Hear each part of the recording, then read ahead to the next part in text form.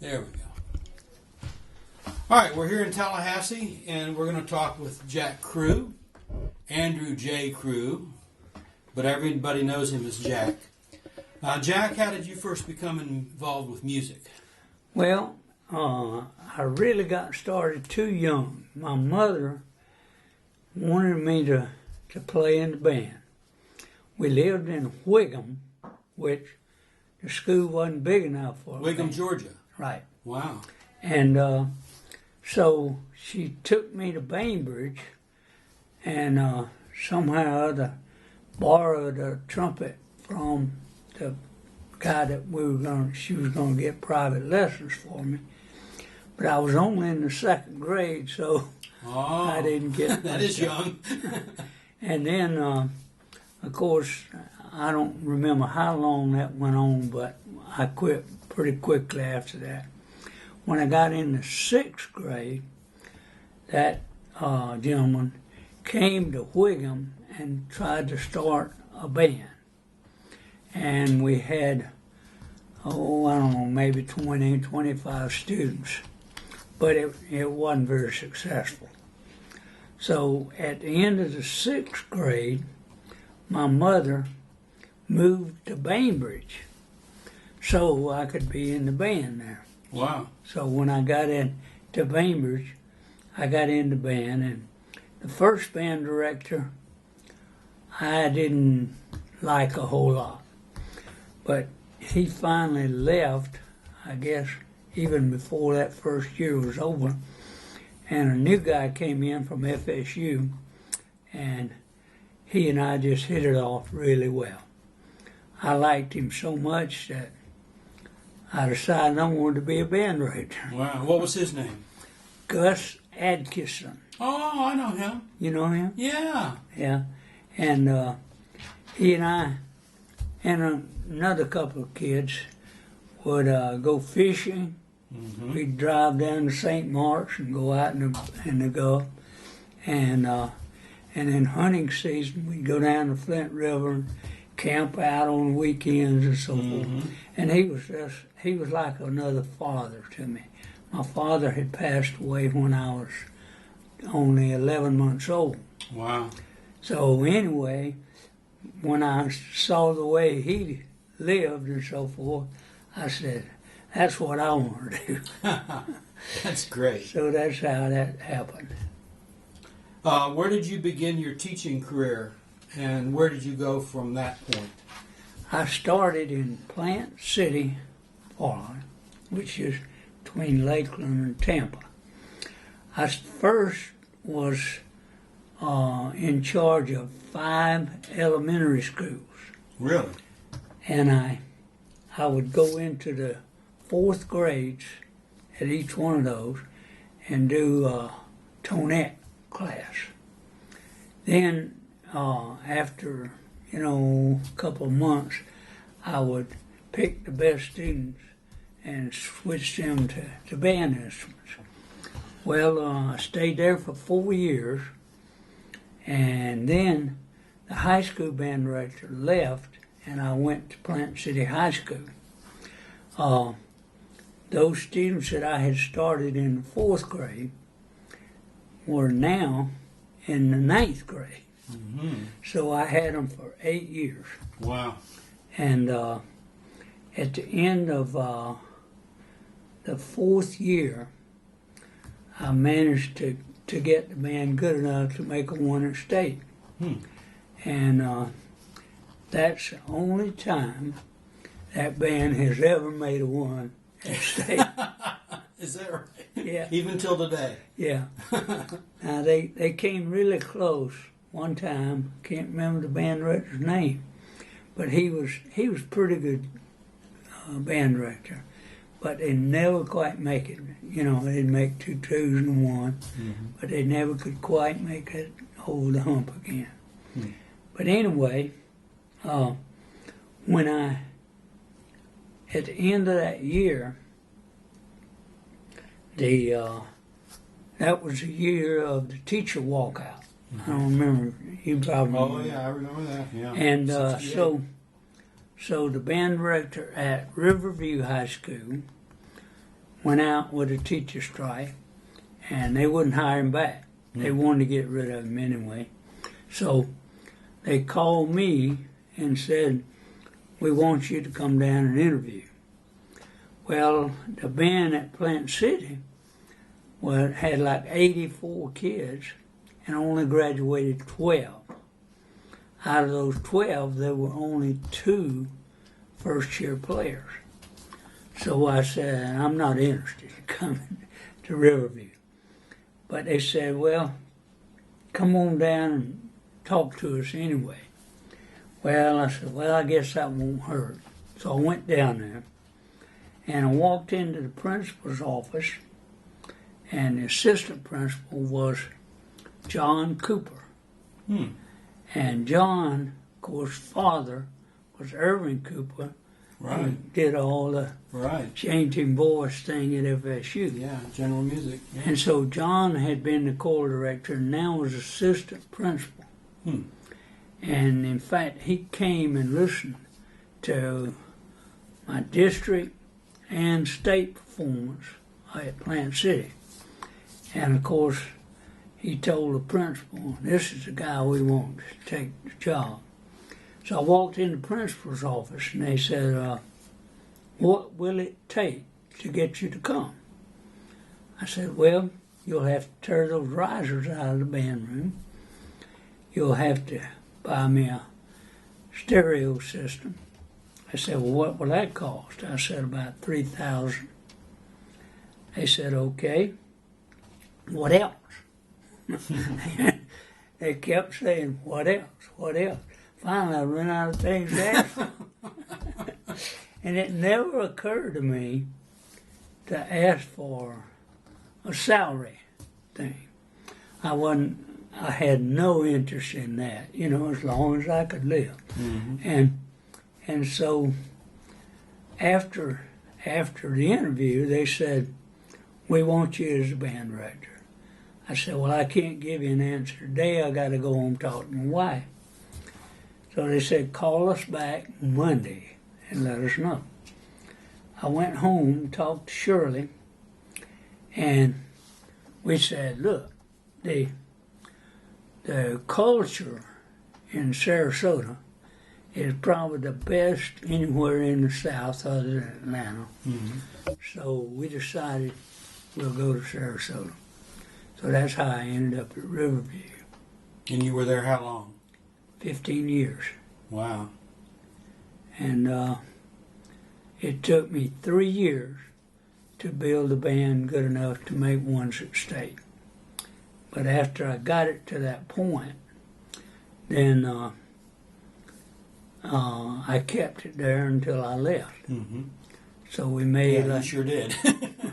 like 13 years in a row of Superiors at State. So. And then you went to Panama City. Yeah. And what happened at Riverview, the middle school director adopted a little boy. And at that point, he literally retired in the job. He would go in at 8:30, walk out at 2:30, that was it. And when it came time to start kids, beginners, and people would come in and he'd say, what do you want to play? Flute? Okay. What do you want to play? Drums? Okay. What do you want to play? Alto sax? Okay. And just let them play anything they wanted to without any regard to trying getting a balanced instrumentation. The last year I was at Riverview, I had 290 kids in the band. Wow. Every kid, the schedule at Riverview was tremendous. Every kid took 2 periods of band, one for concert band, and then we had the last period in the day was a marching band period. So at football season, I used that period for section rehearsals. So they could stay one day in that 8th period for the sectional, and the other 4 days they could go home. still get a half credit. Well, anyway, because I was having to switch kids over on different instruments to even have a band that could go to MPA. That last year I started 28 beginners at Riverview. 4 tubas, 2 euphoniums, and some bassoons and French horns to get instrumentation. Well, I put the tubas and the euphoniums up into the concert band because I had none, and that I moved them up second semester. We went to MPA and made 2 1s and a 2 on stage, but we got a 3 in sight reading. I'll be darned. So anyway, I kept telling the principal and assistant principal, I need some help. And I was teaching like 600 students a day, 600 student hours. And they kept saying, well, the superintendent won't approve another band director. So I finally just said, I can't. I mean, I'm going to be dead in another year if I keep this up. So I left, went to Panama City. They hired 3 band directors. Really? To take my place, yeah. At Riverview. Yep. Jeez. The last day that I was at school, the principal was really bitter that I was leaving. And I was walking down the hall. I'd been up to check my mail, and I walked by the office, and he stepped out right in front of me, so he had to speak to me. In the faculty meeting that morning, he didn't even mention that I was leaving. We had a really super science teacher at that school, and she was going to take a couple of years off because one of her parents was really sick and she was going to take care of him.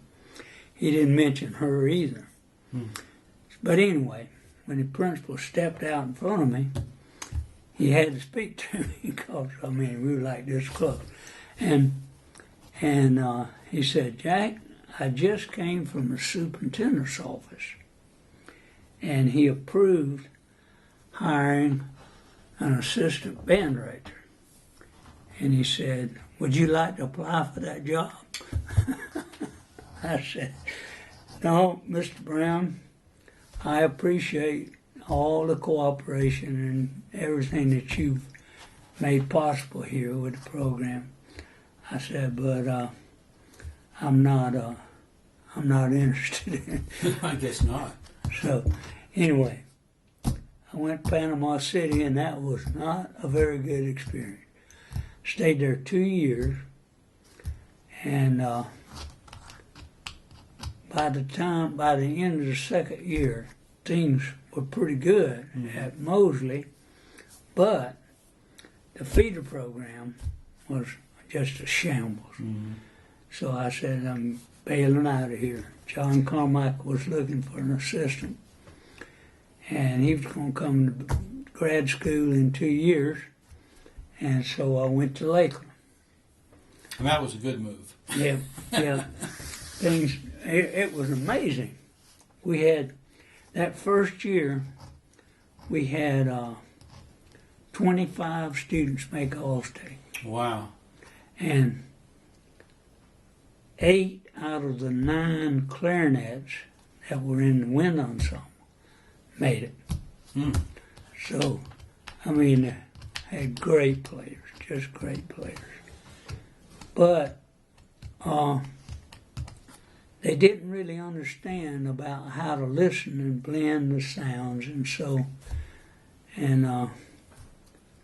anyway, it took a couple of 3 years to kind of change that concept of how they listen and so forth. But boy, they were great players. Yeah, they were. How long were you at Lakeland? 9 years. 9 years. Yep. And then you came up here. Right. And I came to Lincoln. Primarily because what happened to me at Riverview also happened at Lakeland. When I went there, Frank Howes was at Southwest Junior High. Right. And they'd have 15 kids make All-State every year. But if those kids, when they came to Lakeland High, didn't make the winning ensemble, they'd quit. Is that right? Yeah. And we'd have 90 kids come in as sophomores, it was 10 to 12. Mm-hmm. And out of those 90, 30 of them would quit. Wow. But we still got 60, Mm-hmm. and those 60 could play. Right. So, anyway, things were really good at Lakeland. And Lakeland, of course, had already been to Midwest one time Mm-hmm. before I got there. The second year I was there, we went to Midwest. And then the next to the last year I was there, we went back again. So Lakeland went to Midwest 3 times in 10 years. Wow. Which was like nobody else ever done that either. I would imagine. Yeah. But, you know, the whole thing with Riverview and Lakeland, I kind of think about that as being at the right place at the right time. Mm-hmm. And I had so much cooperation from parents, administration, that it was easy to make a band play well. Mm-hmm. Really was. For you. What brought you to Lincoln? What attracted you up here? I talked to Bob Hansborough.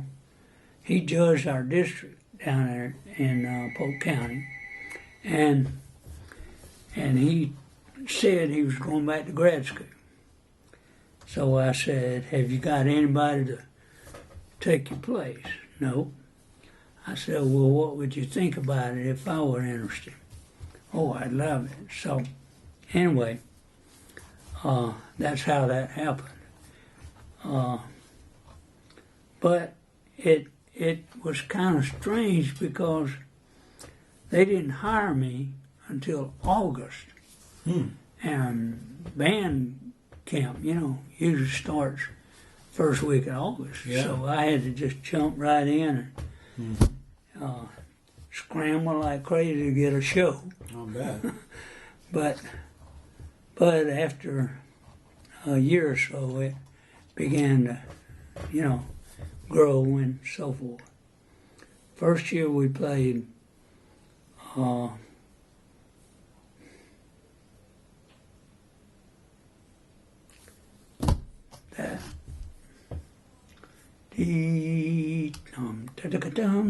that like Calvary. Oh yeah. Yeah. Yeah. And that was just about all they could handle. Mm-hmm. Got 2 2s and a 1 at state. And 2 years later, we played Les Preludes. So, Quite a change in so 2 it years. just went like that. And how long were you at Lincoln? 7 years. 7. 7. And I retired in 2001, in January. Mm-hmm. So, and the thing that was so good at Lincoln was the administration. Mm-hmm. The principal was a trumpet player. Martha? Yeah. Mm-hmm. And she would bring her trumpet to football games and sit and play with the band fourth quarter. That's amazing. Every game. Mm. Well, thinking back over your career, what were the major challenges that you encountered? Well, the first Other than your feeder programs.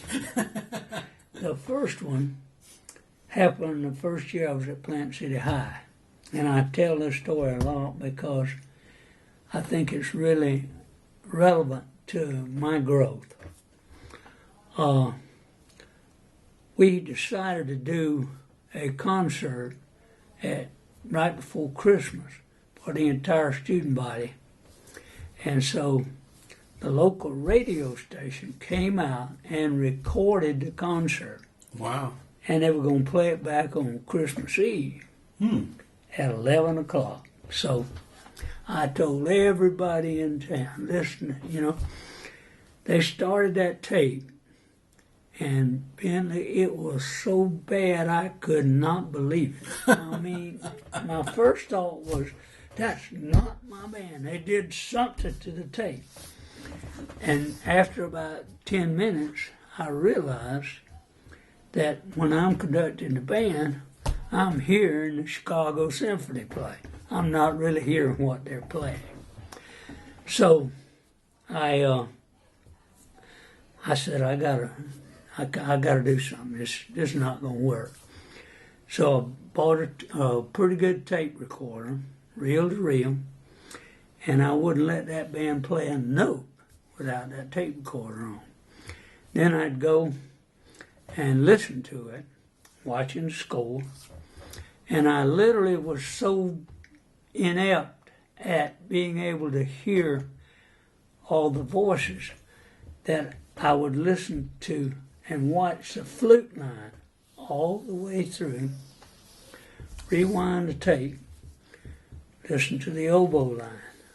Oh, it took hours every night, But I finally learned to hear more than one part at a time. Mm-hmm.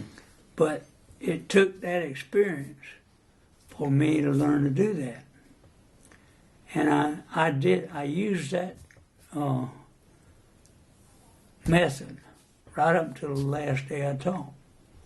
I just wouldn't let the band play a note without that tape recorder on, because I didn't trust myself. Just what I was hearing. But I finally got so good at hearing things live that when I would go back and listen to the tape, I'd say, well, that wasn't so bad. Why did I get so upset? But I literally got more critical listening live than I did by listening back to the tape. Mm-hmm. And so I feel like without having done that, I would have taken a lot longer to learn the craft. Mm-hmm. But there's one other thing that was a kind of a critical part of my learning, and that was where I developed my concept of sound. Mm-hmm. And it's really kind of unique where I developed that. One week I got sick when I was at FSU in the marching band. Whitcomb was there. So I didn't go to, he put someone in my place. I didn't go to rehearsal until about Thursday. I walked out to rehearsal, and he saw me down on the ground. He said, "Come on up on the tower and watch." And they hadn't played anything up to this point. So I got up on the tower and was looking down at the end. They came out, company front, 112 in the band. Tony Swain was the drum major. Mm-hmm. And they did horns, hands up, and Tony gave that downbeat, and they played a Charlie Carter fanfare. When they hit that first note, I almost jumped off the tower. I thought to myself, that is the most beautiful, gorgeous sound I have ever heard. You literally could hear everything from tuba all the way up piccolo. And it was just, I will never forget that sound. And that's the sound that I still try to get with a concert band. Mm-hmm. And the band, I'm sure that band sounded just like a symphonic band on the field. Mm-hmm. But I'll never forget that sound. It's just like I can remember it like it was yesterday. And so I feel like that was a pivotal thing in my concept of what a band ought to sound like. Mm-hmm. So that's great. I know you're interested in young band directors and you're always trying to help them. Do you have any words of wisdom or advice for young band directors? Well, other than don't give up and get around and watch older teachers that you respect and go as often as possible and observe them. The things that they do that you think you can copy it. The things that they do that you don't feel like will work for you, discard it.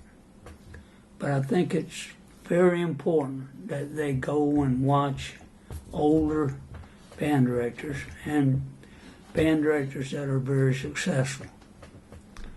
And I recall when I was in Plant City, I had Ed James at Brandon, Tom Bishop at Lake Wales, Bob Price at Chamberlain, Bob Scott at King, and boy, to go and watch either one of those guys in rehearsal was an education. I'll bet. And Bob Price and I became very close friends, and we were on the lake fishing every Saturday morning. We'd be out there before daylight and stay all day, and I picked his brain all day long. Bob, how do you make those trombones sound like that, you know?